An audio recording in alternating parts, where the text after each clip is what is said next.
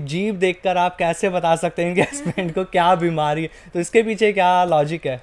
Actual में क्या, आयुर्वेद में कई तरह से व्यक्ति की एक तो प्रकृति पहचानी जाती है जी और क्या उसके तकलीफ आ सकती है वो पहचाना जाता है। जी। आयुर्वेद में हम देखते हैं जीभ, जो हमारे अच्छा। आयुर्वेदिक डॉक्टर्स होते हैं हाँ जी। वो जीभ देखते हैं। अगर तो जीभ मोटी है जी। तो लीवर फैटी है। अच्छा। अगर जीभ पतली है और साइडों पे ऐसे ऐसे लहर बनी हुई है जी तो मतलब किडनी में सिस्ट है या किडनी में स्टोन है या किडनी में इंजरी है या जी। किडनी खराब होने की तरफ चल रही है। जी। अगर जीभ में नीले रंग की 2 लाइनें बन रही हैं तो इसका मतलब है आपका गॉल ब्लैडर में स्टोन है अच्छा। या होने वाला है, या लीवर में स्टोन है। जी। तो या तो गॉल ब्लैडर कट चुका है या हाँ, कटने हाँ। की तैयारी है। अच्छा, ये ये कटवा पता देते हैं ना होता लोग है। हाँ, एलोपैथी में बिल्कुल तो। बिल्कुल। और अगर जीभ में क्रैक है जी तो कहीं भी जहाँ पे क्रैक है उस हिस्से में कौन सा अंग लगता है वो अंग प्रॉब्लम में है। जैसे अपनी बॉडी को ऐसे उल्टा रख दो जीभ पे, अच्छा। यानी कि जो नीचे के ऑर्गन्स है वो पीछे चले गए, आगे के ऑर्गन्स लंग्स आपके आगे आ गए। जी। अब जीभ में चेक करो कहाँ कहाँ क्रैक है।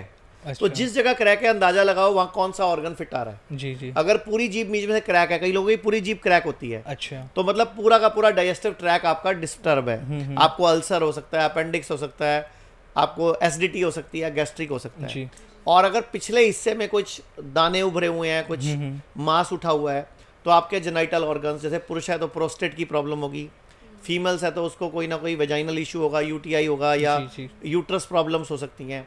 अगर अगली तरफ कटा साइडों पे तो लंग्स की प्रॉब्लम होगी। जी। तो आयुर्वेद में जीभ देख के, नाड़ी देख के, आंखें देखकर अच्छा। और धरन चेक करके, जी। धरन नाभि को नहीं चेक करते, धरन नाभि से नहीं अच्छा, चेक फिर? करते, हाथ में यहाँ पे ये पॉइंट दबा के चेक करते हैं। अच्छा। अगर इस पॉइंट को दबाने से भयंकर दर्द हो रहा है जी तो इसका मतलब धरन पड़ी हुई है। या दोनों हाथों की लकीरें मिला के पूरी चेक करते हैं आगे तक, जी। जैसे यहाँ से लकीरें मिलाओ पूरी, हाँ हाँ। आगे तक की सारी लकीरें मिलनी चाहिए। अच्छा, ये सारी हमारे हाथ की लकीरें सेम होनी चाहिए। अदरवाइज ये वाली मिलाएंगे ना बड़े हाँ जी, वाली, हाँ जी, हाँ जी। तो आगे वाली ऐसे आगे पीछे हो जाएगी, जी बिल्कुल। तो मतलब धरन पड़ी हुई है, यानी कि नाभि सरकी हुई है। अच्छा अच्छा। और अगर नाभि सरकी है तो आपको गैस ज़्यादा बनेगी, तेजाब ज़्यादा बनेगा, पेट खराब रहेगा, आपका खाना अच्छे से हजम नहीं होगा, आपको लीवर फैटी हो सकता है, जी। कई इश्यूज आ सकते हैं। और मतलब मैंने तो नोटिस करा है हमारे हॉस्पिटल में, किडनी फेल का पेशेंट होता है, 40% लोगों के किडनी फेल वाले को पता ही नहीं होता उनको धरन पड़ी होती है। किडनी फेलियर किडनी वालों को फेल हो चुकी है, हाँ, हाँ। लेकिन पेशेंट को पता ही नहीं उसको धरन पड़ी हुई है। जी जी।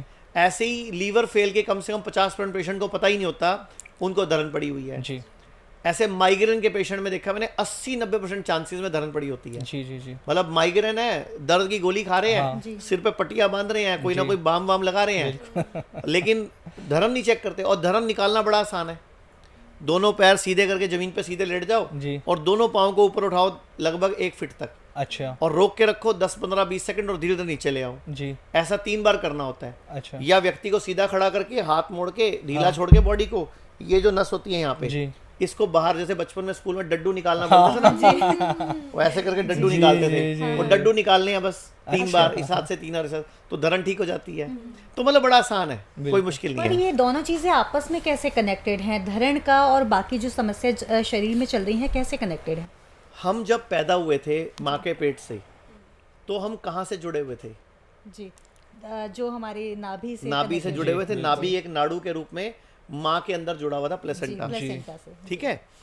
अब हम खा कहाँ से रहे थे उस, जब माँ के पेट में थे? नाभि नाभि से। से बिल्कुल। ऑक्सीजन कहाँ से लेते थे? नाभि से। नाभि से। सुन कहाँ से रहे थे? नाभि जी, तो सारा कुछ नाभि। और जो हम वेस्ट छोड़ रहे थे, अपना कार्बन डाइऑक्साइड छोड़ रहे थे, या जो हम स्टूल पास कर रहे थे बेसिकली उस टाइम एनर्जी के रूप में, जी। तो नाभि से ही। जी तो इसका मतलब नाभि में सारी नसें जुड़ी हुई हैं।